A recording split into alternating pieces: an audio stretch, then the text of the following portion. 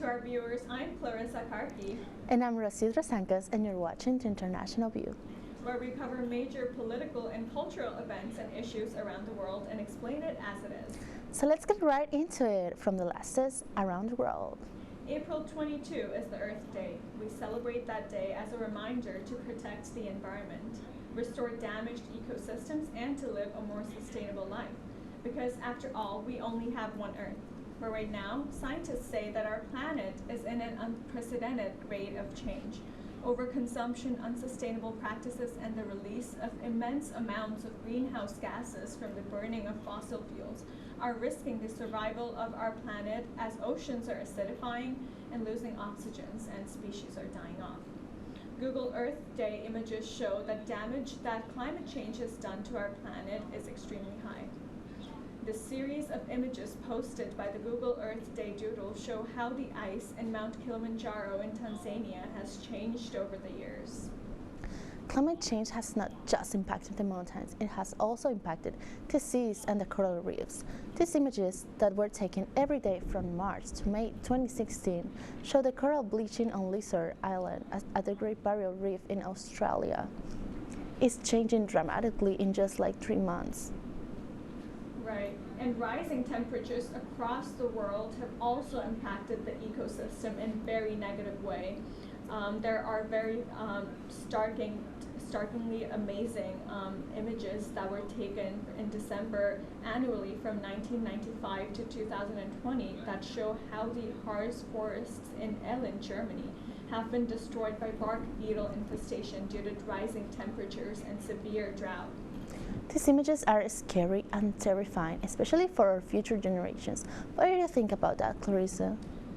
As you put it, I think it is very terrifying. It's harrowing. It's giving a very scary idea of what the future is going to look like for the future generations, and that is unacceptable because there are still so many climate deniers. There are still people who, at this point, when we should be talking about how to solve the problem, how to solve the climate crisis in general around the world, there are people who question the existence of climate crisis in general. And that just makes no sense to me because why wouldn't you trust scientists, right? I feel like there's so much damage going on the planet, so many ways, so many pollution, that there are actions that need to be taken. We need to do things in order to stop climate change, because what is next for our future generations? So there's also many ways that we can do as individuals to reduce our carbon footprint. Do you think you want to talk about that? Yes, absolutely. Small changes can make a big difference in the long run. For example, when it comes to transportation, food, clothing, waste, and so on. As individuals, we have the power to decide what to purchase, what to spend our money on, and that makes a massive amount of difference. And I think people should not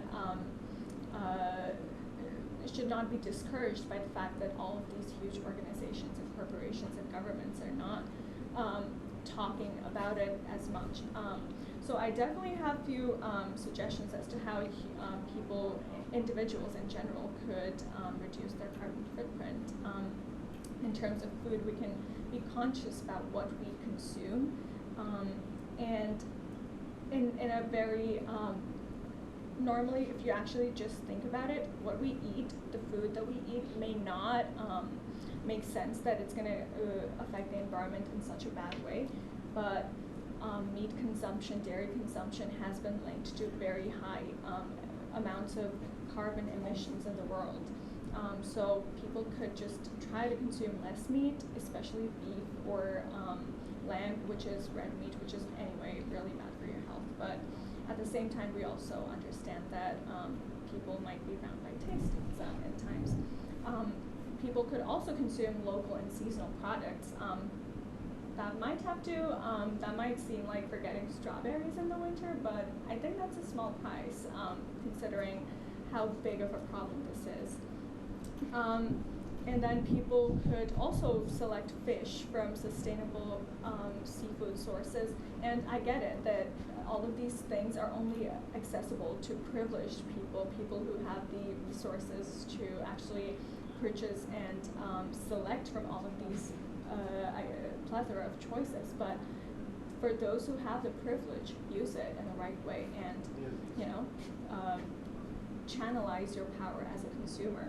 In terms of clothing, fast fashion is the eighth, contributes 8% in the global climate crisis. So brands like Zara, Shein, all of these brands really contribute to very high amounts of carbon emissions, and all of these really, really negatively impact the environment as as the dyes used for all of these clothing brands go to the rivers and oceans, and they really impact the marine life.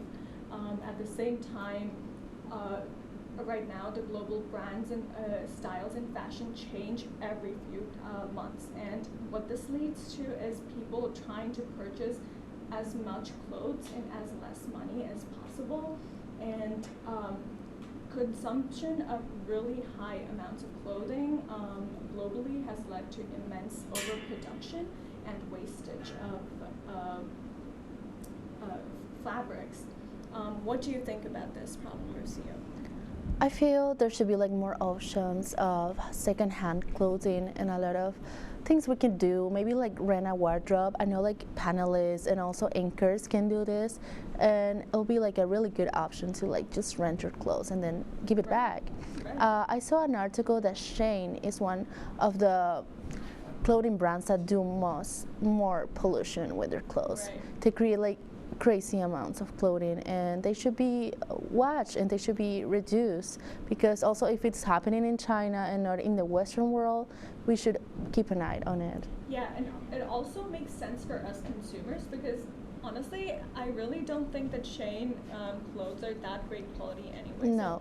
So it's our obsession as consumers, and I get it. It's in part implanted to us by the media industry that we cannot really, I wouldn't really call it media industry. It's like the very fast changing amounts of corporate marketing schemes that has really implanted it into our minds that once you wear it, you cannot wear it a second time.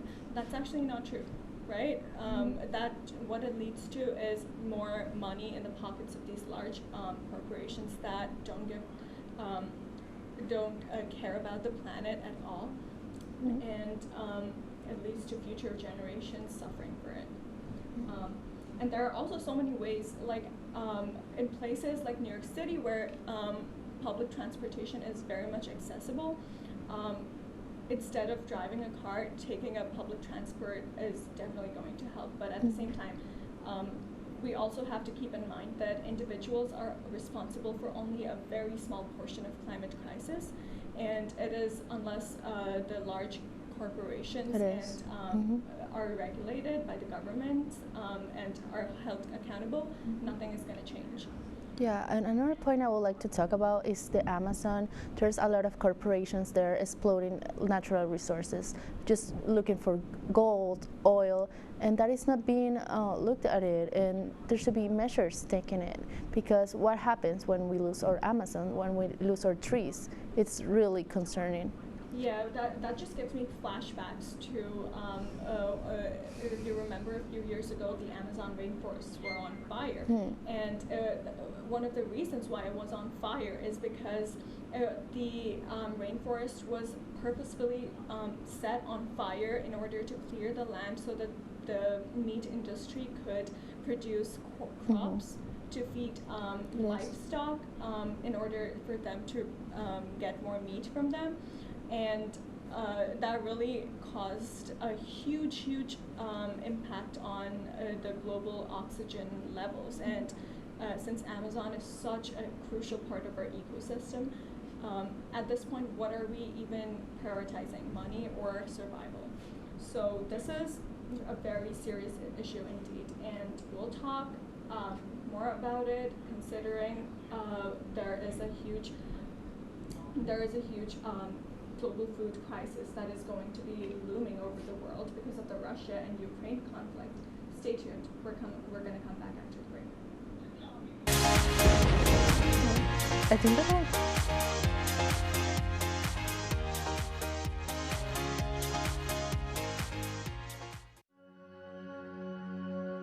All across the country, people are coming together to speed up what we can learn about health. The All of Us Research Program is calling on 1 million people to join us as we try to change the future of health. For your family, for future generations, for all of us. Visit joinallofus.org and find out how you can become 1 in a million.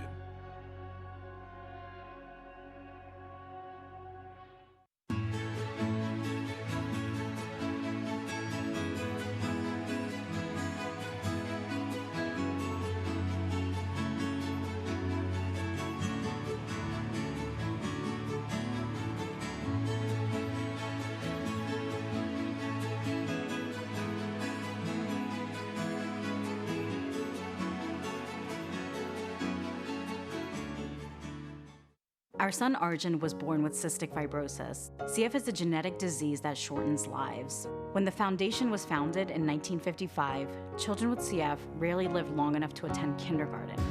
Today, thanks to the foundation's groundbreaking research, advocacy, and care, some people with CF are attending college, getting married, and starting families. We've made amazing progress, but until a cure is found for all people with CF, we will not stop. Help us add tomorrows. Visit cff.org today. Is there a danger hiding in your home? Unused opioid medicines could harm your family. Find your unused opioid pills, patches, or syrups and learn how to dispose of them safely at fda.gov/drug disposal.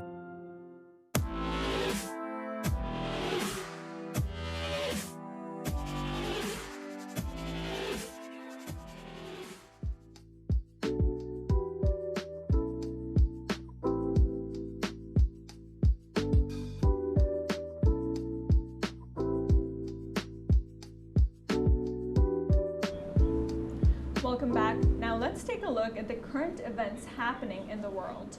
The world is starting to face the consequences of the invasion of Ukraine. One of the most concerning fears is a global food crisis. This week at the spring meetings of IMF, the World Bank in Washington, some warnings were heard again that the war in Ukraine will lead to hunger in some parts of the world and for some time. Ukraine is a key producer of sunflower, wheat, corn, and even honey.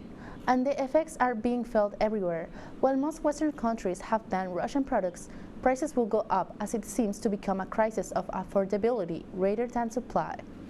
Countries like Egypt and Turkey rely on Russian and Ukrainian grain and are grappling with skyrocketing inflations. Europe is facing shortages of sunflower oil, and supplies are being forced to look for the alternatives.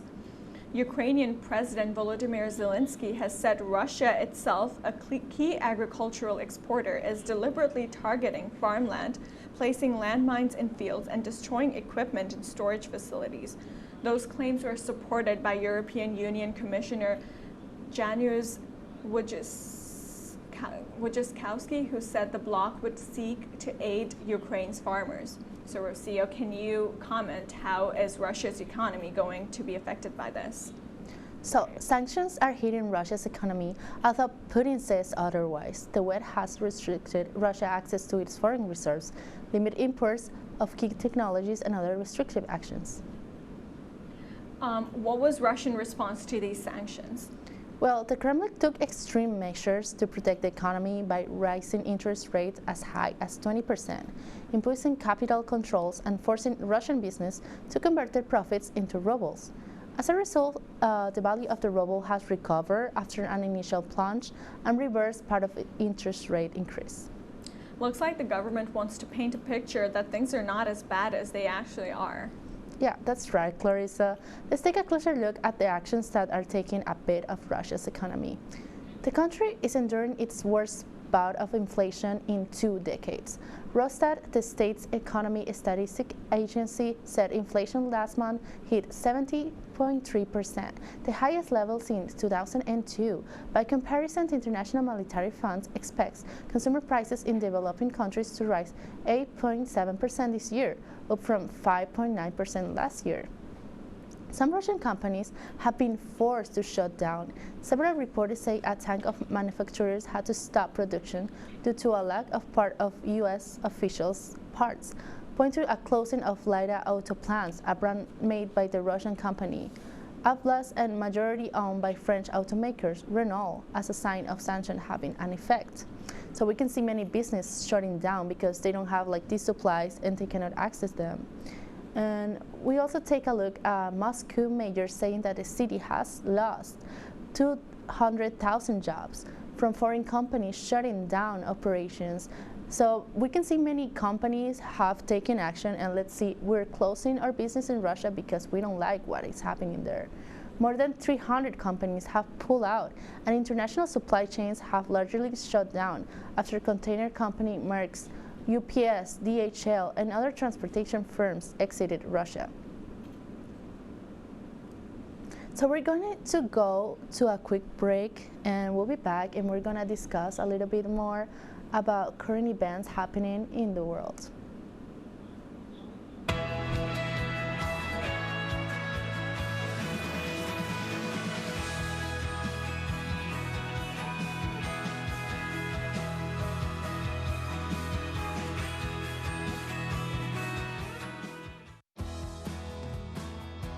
I've been driving a truck for 40 years now. If people knew what I know, lives could be saved.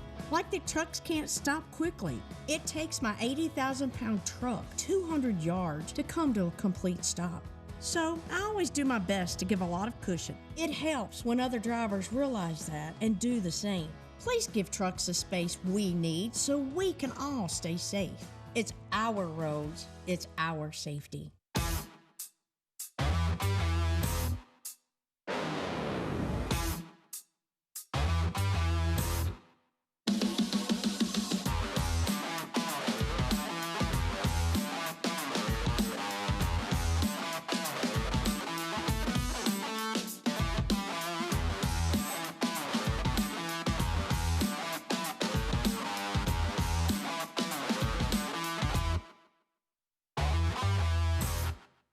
Okay, Dad. 1, 2, 3.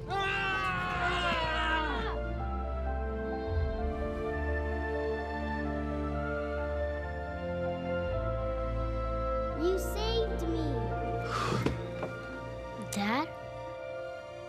Are you okay? I'm fine, dear. Your hero needs you now, and AARP is here to help. Find the care guides you need at aarp.org/caregiving.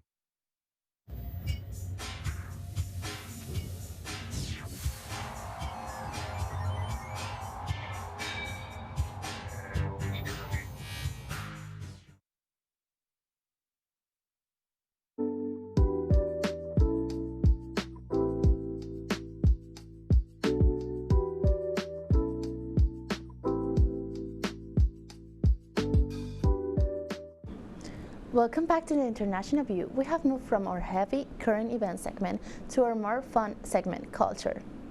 I remember we recently had Easter's a few days ago. I just want to ask you, Rocio, since you have been to different parts of the world, I know you're from Spain, you've lived a few years in Latin America, and you spent your Easter here. How is Easter different in different parts of the world?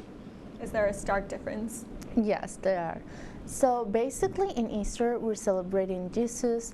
We're celebrating that he resurrected. We start from all this part that he's going through. He's convicted for crimes he didn't make. And we can see in this picture how we celebrate it in Spain. It's really exciting. So since 2019, we didn't have these parades where we go and we take the images of Jesus and some others, also of the Virgin, and we take it out in the street. And there's massive people, and it was really exciting. I saw videos of people like crying and being excited. So basically, that picture was in Andalusia, the south of Spain. It's really beautiful. It's one of the parts where we celebrated the most. And yeah, we also have we can enjoy food and we can celebrate. Also with other religious celebrations like Ramadan. During all these days, we start going to Mass and reading the Bible. But then when Jesus dies during Thursday, Friday, and Saturday, we don't eat meat because we're respecting that he died. And then on Sunday, we have this festivity on Newman Center. It's the Catholic ministry in campus, and we have we have a really nice lunch with a lot of people from the church, and it was really nice. I think it was really nice to see each other celebrating that he resurrected and we are saved. And we can see other images here. We have the passage of Christ in Andalusia that you can look for it. It's like really beautiful. There you see, that is in Sevilla, and everybody is having so much fun, like enjoying with each other and celebrating. It's really beautiful, and I think if you have the chance to go to Spain, it'll be nice. Yeah, that sounds very interesting. I did not know so much about it. Thank you for letting me know. All right, so I think we have another image. Do we have to see here?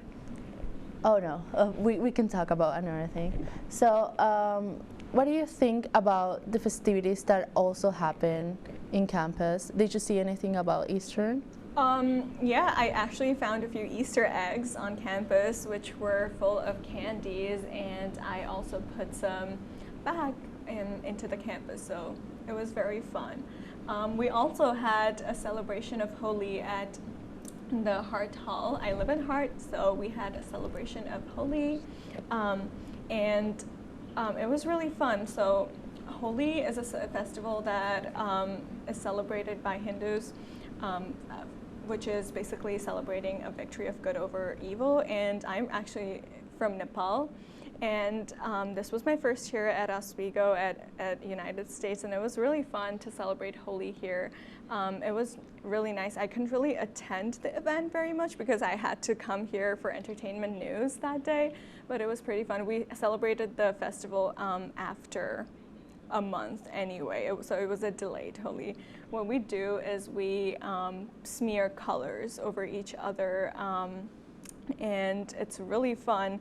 And back in Nepal, we also do bonfires, and we also may or may not have drinks that have the recently legalized drug in the United States for in the New York State for recreational purposes. Mm-hmm. I won't name the drug, but it's really fun, and there's no ban over it. Everyone really has it. And but actually thinking about it, you're also, when we actually think about it, we're celebrating things so well. We're celebrating everything really nicely. But if you think about it, the war in Ukraine and the Ukrainians, they're really not able to celebrate most of it. But they did anyway. Take a look at the package.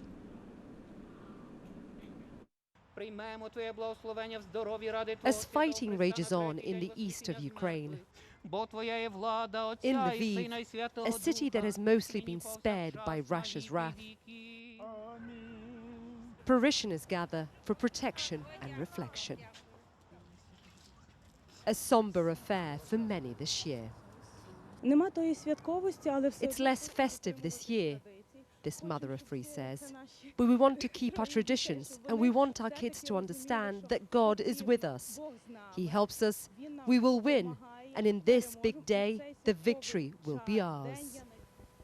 Despite calls to stay home, young and old line up with their adorned food baskets for a blessing from above.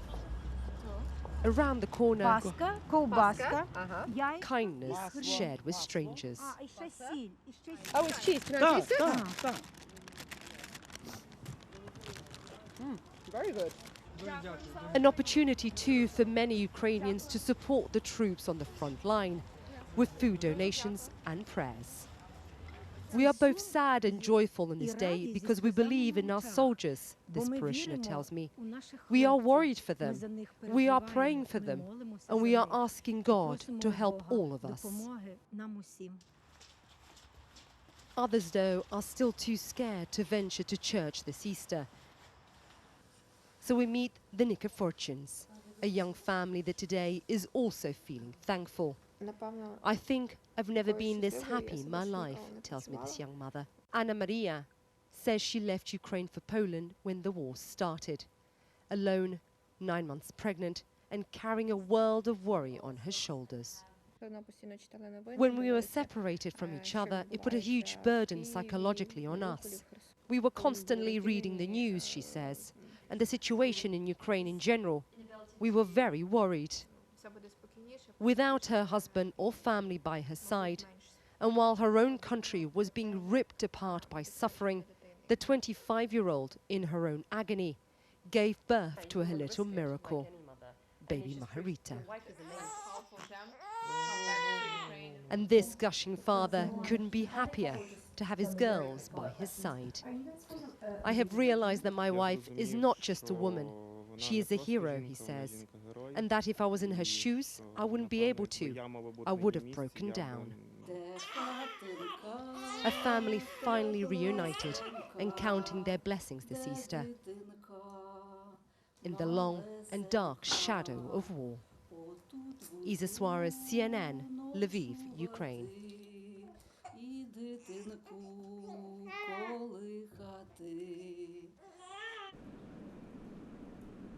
All right, so we know finals week is coming, and I don't know, do you have any recommendation to distress activities you can do while you're studying? Well, we were just talking about it earlier. The way I like to de-stress is I try to meditate, try to go to the gym or do yoga on my own, and that's how I get my stress out. But do whatever feels good. Do whatever makes you happy. If that means that you listen to some songs, sing, dance, whatever. Just do whatever releases the stress and refreshes you and then gets you right into the study mode. And at the same time, don't stress too much about grades, not unless you're failing anyway. That's great advice, Clarissa. I would say take some breaks and do some activities you like. Like you can study, but then you need some healthy breaks and go to the gym, go out because the sun is really nice during these days. Take a look at the weather before you do that though, because we're in Oswego. Yeah, you can never trust Oswego with its weather. Yeah. So we wish you the best in finals week, and we'll see you in 2 weeks. All right, have a good night. Bye-bye. Bye.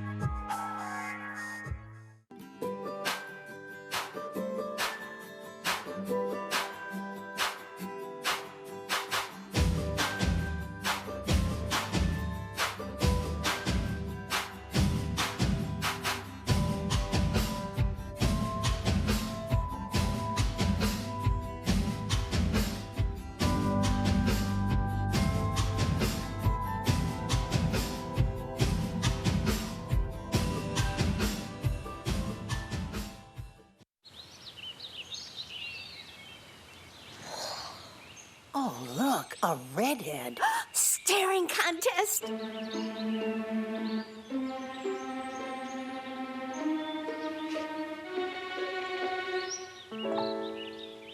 You still got it. I know. Come alive with the forest. The dad was cute. They were looking right at us. Visit discovertheforest.org to find a forest near you.